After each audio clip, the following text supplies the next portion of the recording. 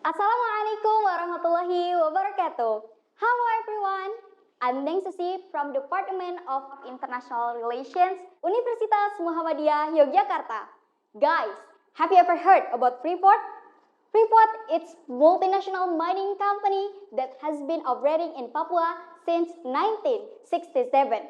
This company is subsidiary of Freeport-McMoRan Copper and Gold Inc., based in United States. However, during the last few years, Freeport had caused a controversy regarding the issue of environmental and social impacts. In addition, studies conducted by Kusumaryati in 2021 stated that Freeport-McMoRan's operation in West Papua have shut the United States imperial policy in Southeast Asia. Freeport has been accused of forcibly displacing indigenous communities from their traditional lands. Their massive mining operations have caused significant environmental damage, such as water and air pollution, deforestation, and so on. Concerning the recent situation related to this issue, the government of Indonesia has not shown proper action to handle the environmental injustice caused by Freeport's operation. In line with this assumption, Setiawati in 2021 emphasized the injustice caused by national economic growth, particularly the sectors of energy system and natural resources. The situation is triggered by dependence of Indonesia toward the northern countries and corporations. Therefore, the global economic system still leaves significant gaps, especially for countries with less competitive advantages and interdependence. So, what can we do as youth to help the local people in Papua in pursuing environmental justice for their regions?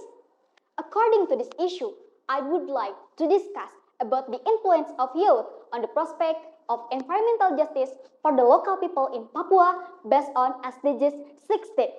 During the last decade, there has been widespread environmental damage due to sporadic and exploitative industrial expansion occurring in many places in the world.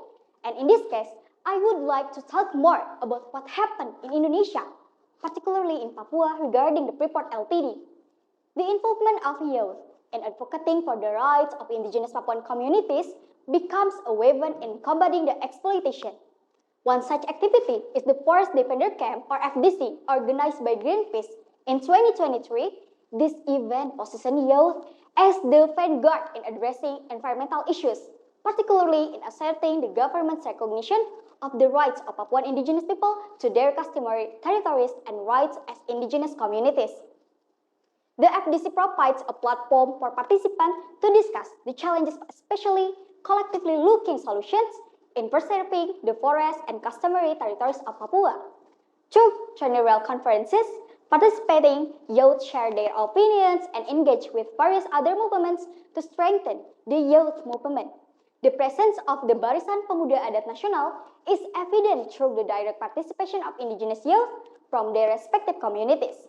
These indigenous youth representatives demonstrate a commitment to growing indigenous youth movement in facing various challenges. The indigenous youth unanimously issue a strong statement in support of the Save Papua campaign. Thus, it can be concluded that environmental justice mandate by SDG 16 encompasses the right to a healthy and sustainable environment. Due to the expansion of multinational corporations in Papua, these rights are often disregarded and forgotten. There exists a gap between the goals of sustainable development and the reality of their implementation.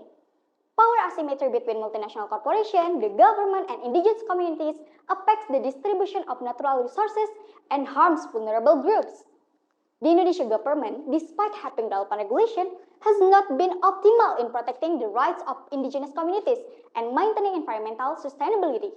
Economic interests often dominate, and the implementation of regulation tends to lack transparency. Youth emerges as a positive force in advocating for environmental justice. With high level of awareness, they participate in giving a voice to communities.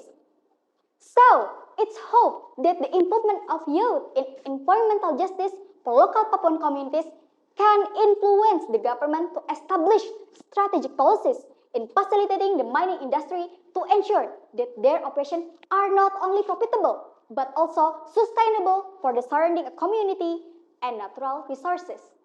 Thank you for your attention. Wassalamualaikum warahmatullahi wabarakatuh.